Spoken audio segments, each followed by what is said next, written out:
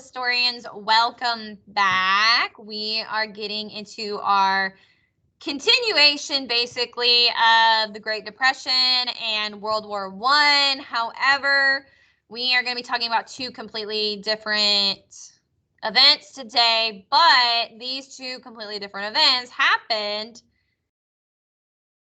right after the Great Depression and World War I. So before we begin today, and before I introduce to you the two events that we're going to be talking about, I want you to look at a picture for me today. So I'm going to share my screen with you, and we're going to talk through this picture here. So just like how we did through our gallery walk when we were discovering the Great Depression and the Dust Bowl, I want you to look and observe this picture. I want you to look at this man. I want you to look at anything around him. I want you to look at any key items in the picture that could tell you who this is or could tell you what he does, because this man played a very important role in the two events that we have to talk about today. So just take a look, take a minute, pause the video and take a minute to look and observe everything. I'm going to go ahead and continue. If you haven't already paused the video, pause it, but I'm going to go ahead and continue. So I'm not going to tell you who this man is until we get to his part in today's lesson. So today, in this picture, all right, first of all, this picture is in black and white. So that should tell you that it is around the time of, the 1930s. Now, this man, he's sitting very serious. He's sitting with very, serious posture, serious face. I noticed that he has some glasses right here. So maybe he's going to pick up his glasses and read some of these papers that are in front of him. I also noticed these little things right here. Well, these little things right here in the 1930s are what microphones were. So this is what microphones looked like back in the 1930s. So maybe he is going to be reading the paper in front of him into the microphone, but where is the microphone going to after that? Is he reading on the radio? Is he reading for a message to someone important? Is he doing a movie? What is this? So I also want you to kind of notice there's something on his shirt right here. You can't really tell what's on his shirt, but I know what's on his shirt, even though it's kind of wrinkled a little bit and it's kind of bent down to where you can't really see it. I already know what this is. And it's a very huge indicator of who this man is and what he does. Okay, so let me go ahead and get started for you guys. So if you want to take another last minute look before I begin, pause the video, take another good look and see if you notice anything else about this man that could maybe give you a clue as to who he is. If not, I'm going to go ahead and continue. Okay, so today we are continuing on our timeline. After the Great Depression and World War I, came the New Deal and World War II. So the man that you just viewed in this picture is a very important man at this time. He had a major contribution during these two events. I'm not going to tell you who he is just yet. You're going to find out here in just a minute. But in order to begin telling you about the New Deal, we have to recap. We have to backtrack, recap what the Great Depression was. So as you guys can remember from last week, the Great Depression was when the stock market crashed back in October of 1929. Now that day, it was a Tuesday, and they now call it Black Tuesday because of how dark and gloomy that day was. It was a bad day. We always talk about, positivity and that every day is a fresh start. Ooh, that day was so bad, they had to name it Black Tuesday. That should just tell you. So On Black Tuesday was when the stock market crashed back in October of 1929. Now, the stock market doesn't actually crash. It does not crash into each other like two cars when they get into an accident. It just figuratively crashed. Like, it went down, it was done, it was, yeah. Well, the stock market crash didn't necessarily begin the Great Depression. However, it began the domino effect of the Great Depression. So we started with the stock market crash, and then it just went huge domino effect, right? So by 1932, this was when the unemployment rate in the United States had reached 25%. Okay. I know that that does not seem like a large number. More so to you guys, a large number is like 80% or 90%. Okay, in this time, 25% is a very large number. So I wanted to go ahead and show you guys. I wanted to tell you guys how this is a large number. So I looked it up, and there are 328.2 million people living in the United States. Okay, so I was going to base it off of that number today and not the number back in the 1930s, because I wanted you to really understand, whoa, this is going to be a big number. Okay, so what I did was I found 25% of 328.2 million. Okay, now 25% of that number is 82 million. Okay, now I know it's not as big as the 328.2 million, but think about it. If we had 25% of our Americans in the United States on unemployment, 82 million people would be without a job right now. 82 million people. That's so crazy. That's huge. I don't even want to do the number for the unemployment rate during COVID. Don't even want to look at it, because that is going to be an even bigger number. But it's a very, very large number. Okay. So I want you to understand that even though it's 25%, it still causes a big number. It's a big unemployment rate. So back then, if you lost your job, you didn't get any help from the government. Nowadays, and during COVID, they have been, people who unfortunately lost their jobs and had to apply for unemployment, they are getting help from the government. Back then, there was no help. You lost your job. You had to figure it out. You were out of work and you were on your own. Well, because of this, a man who you just viewed in a picture, a man named Franklin Delano Roosevelt, was elected as president in 1932. It was when the Depression was at its absolute worst. Franklin Delano Roosevelt, he's also known as FDR. That is who you viewed in the picture. And actually, in this picture, I will tell you what he was doing. I tell you later in my explanation what exactly he was doing. Students, please pardon this interruption. I forgot a very important announcement this morning. Today is a very special day for our paraprofessionals in the building. Boys and girls, I know our teachers and you, we count on our paraprofessionals every day to help Lomax Elementary be the Okay, so hopefully you guys can still hear me. I'm going to try and talk over it just a little bit so we can continue in the video. I don't know how long my principal is going to be making an announcement. So let me go ahead and continue on. If I sound a lot louder in the video and I'm like screaming at you and you can't hear the fact that a principal is making an announcement right now, I apologize. I'm going to scream for the next couple minutes. Again, thank you for all you do. So, and there it goes. It's off now, so no screaming. All right, fabulous. So, yes. So what President Franklin Delano Roosevelt or President FDR, what he was doing in that picture is actually something that we are going to talk about here in a minute.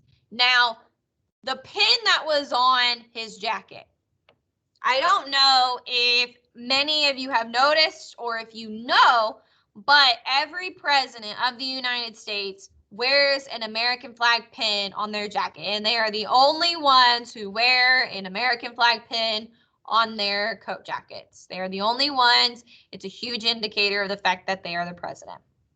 You can totally wear an American flag pin on you as well, but they always wear it on their coat jacket, and they look very, very official. You just kind of know that's the president.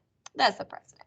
So that was kind of the little tiny hint that he was a president during this time, and he is Franklin Delano Roosevelt, better known as FDR.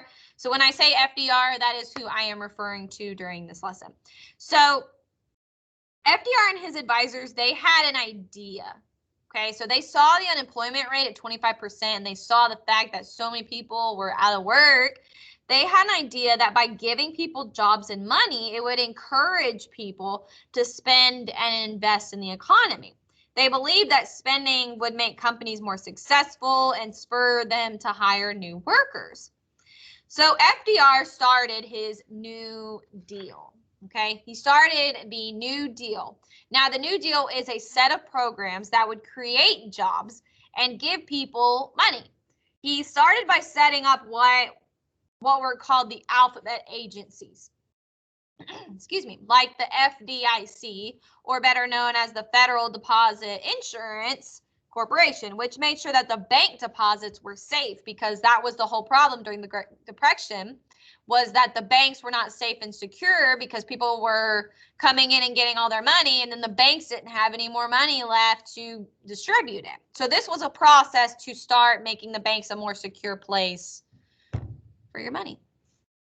Now, there was also the PWA, which is the Public Works Administration. They created construction jobs for laborers. So, I mean, there were a bunch of other alphabet agencies that helped out farmers. They gave loans for new homes, and they helped regulate the stock market. Now, these New Deal programs, it made people and businesses feel more confident about the economy, and that is amazing. That's a great start. Now, the government, they also helped people by giving them food and money. So they were going beyond their means, and it was very nice. So the New Deal programs, they became so popular that FDR started a second round of New Deal projects, such as the WPA, or the Work Progress Administration. He also created he helped contribute to the Social Security Act of 1935, which provided unemployment money for the jobless and a program for old age benefits for retired people. Now, this program is still going on today. It'll probably still be going on when it's time for you to retire. Now, despite different opinions on FDR's work, FDR stayed very popular with voters.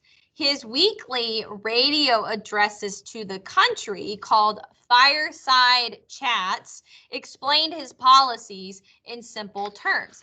So that picture that you viewed of FDR was him doing his weekly fireside chat talk with the entire country. And in these talks, he would explain to the people how his policies would work, and he used it in terms that they would best understand. Now, have you ever read a book that the language was just so intense and so hard that you could not understand a word it said?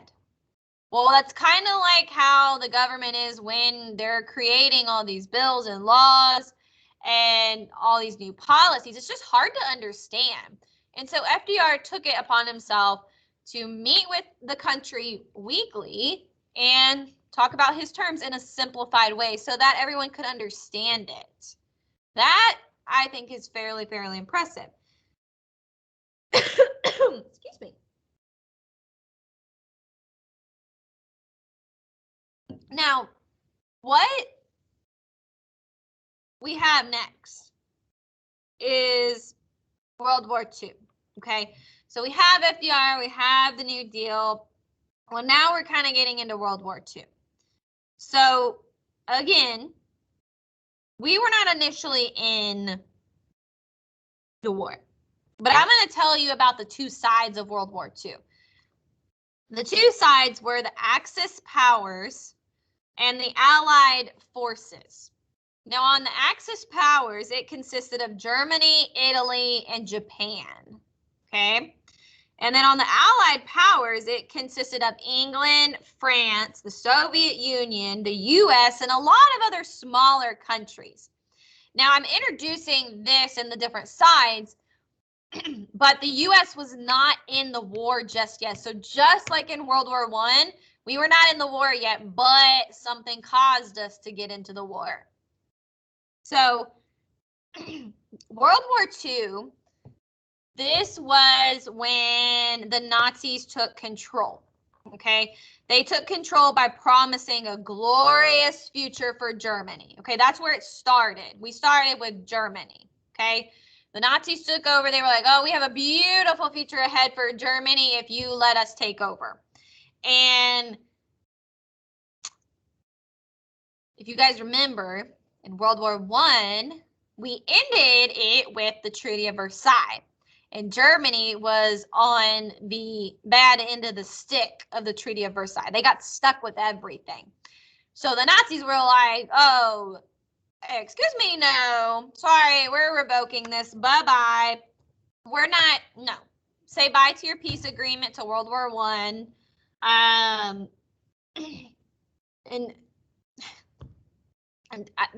Germany had agreed to pay the huge sums that they got stuck with after World War I, and they also had to shrink their military way down.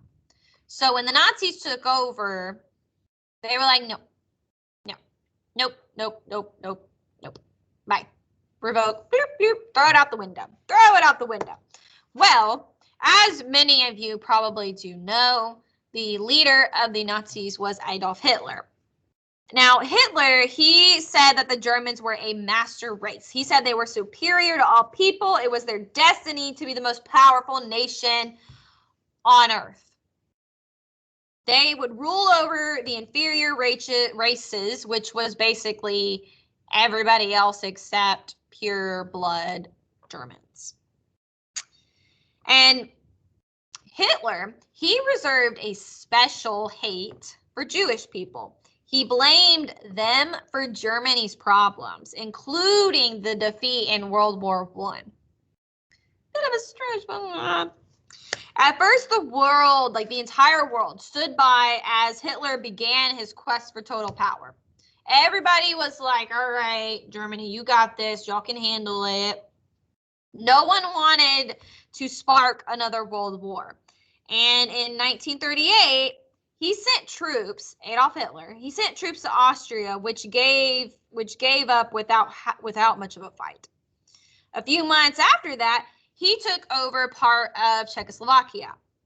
Now, I don't know if you guys know this or if I told you guys this, but my maiden name is Farmaka, and Farmaka actually comes from the Czech Republic. Or it comes at least from a small town, small city, just like how we have small, our small little town of LaPorte. Its origin is based on the side that is the Czech Republic. Now you're probably like, wait, Ms. Gonzalez, where are you going? Well, originally, the Czech Republic was Czechoslovakia. But after World War II happened, I believe, if I can remember the story correctly, Czechoslovakia was split into two. So one country decided, we're done. We're splitting into two. So half of it was called the Czech Republic and the other half was called Slovakia. They basically split the name in half. But that is where my ancestors are from. That is where a lot of my family is from.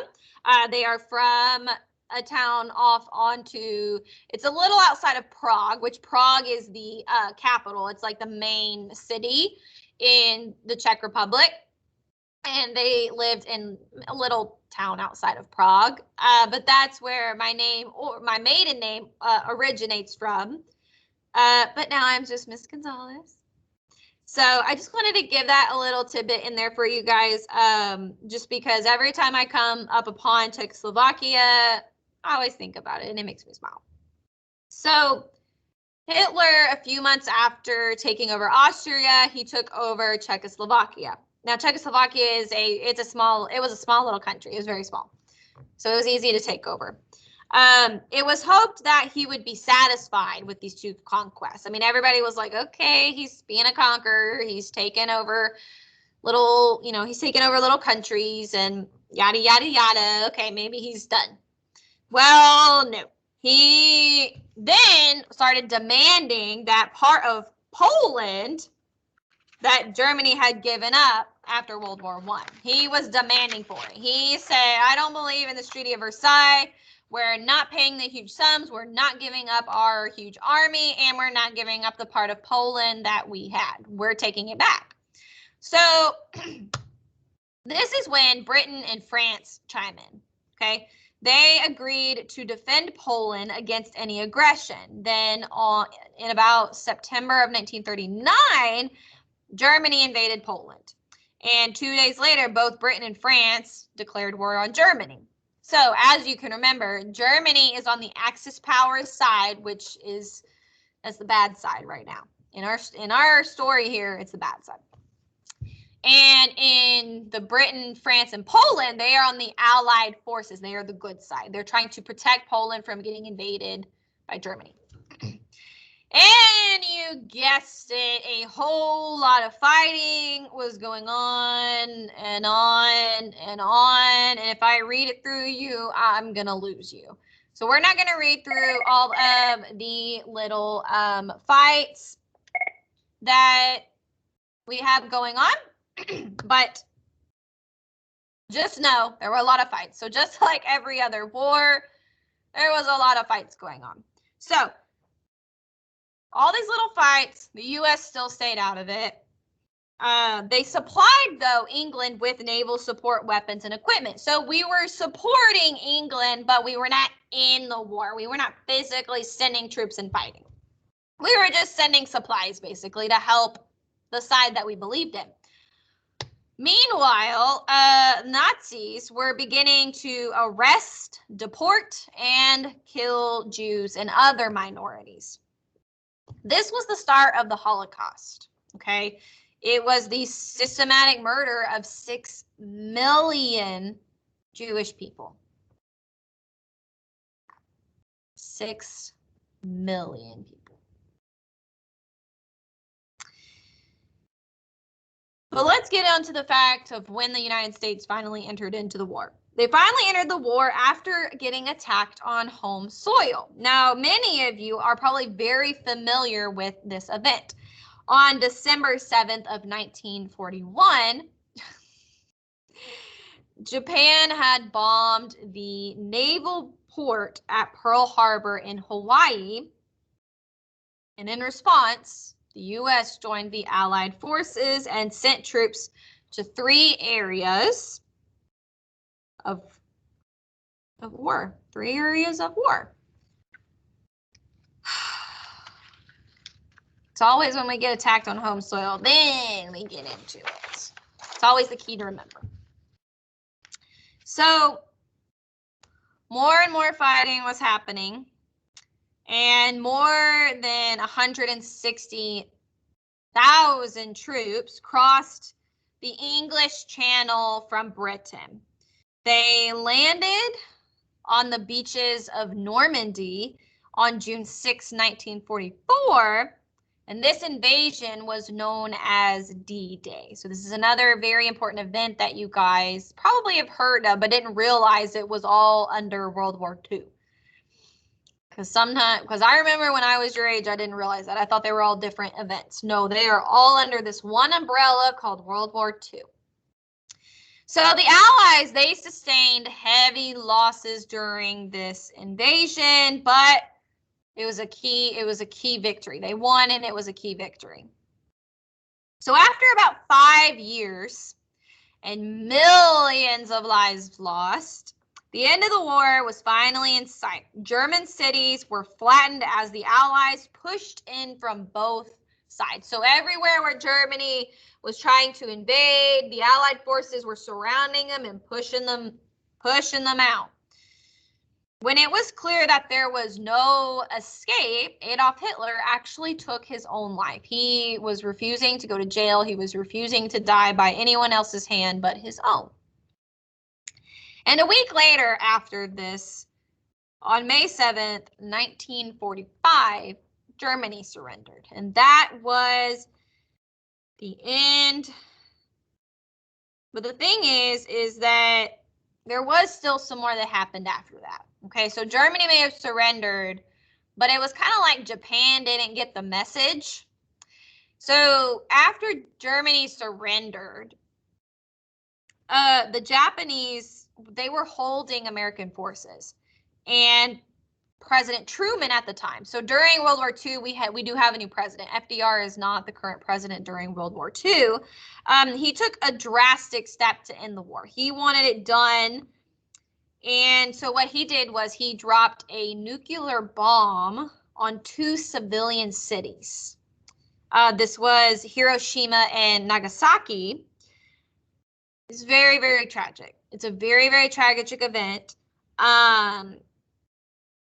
However, it did in turn cause Japan to surrender in August after that event. So that's the basics of World War II. World War II is very, very grim. A lot of very intense events happened. A lot of lives were lost during this time. And this is really why we focus on those holidays like Labor Day, Memorial Day, and Veterans Day, because we don't think about how many lives were lost protecting us. You know, I mean, we weren't born yet. I wasn't even born yet. My parents weren't even born yet at that time. But it's a good reminder to remember why we celebrate those holidays, why we say thank you to troops, why we say thank you to people who tried to protect us. And this is why we learn history. You guys, we learn history so that we can not repeat it and so that we can make a better change for it.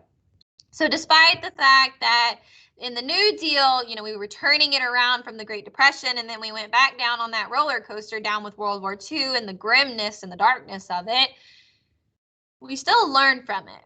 We wouldn't be where we are today if we didn't have these events happen, but we learned from them, and that's what's really important.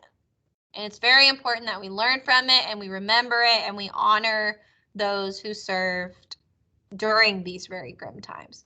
So thank you guys for sitting with me on my little social studies talk. Y'all know my little social studies heart is just happy as can be when I get to talk about these things. If you guys have any questions or you want to keep talking about World War II and you want to talk about all those little fighting events that we can't really go on and on about, or if you want to talk about the Holocaust or anything like that, you know where to find me. All right, you guys, bye.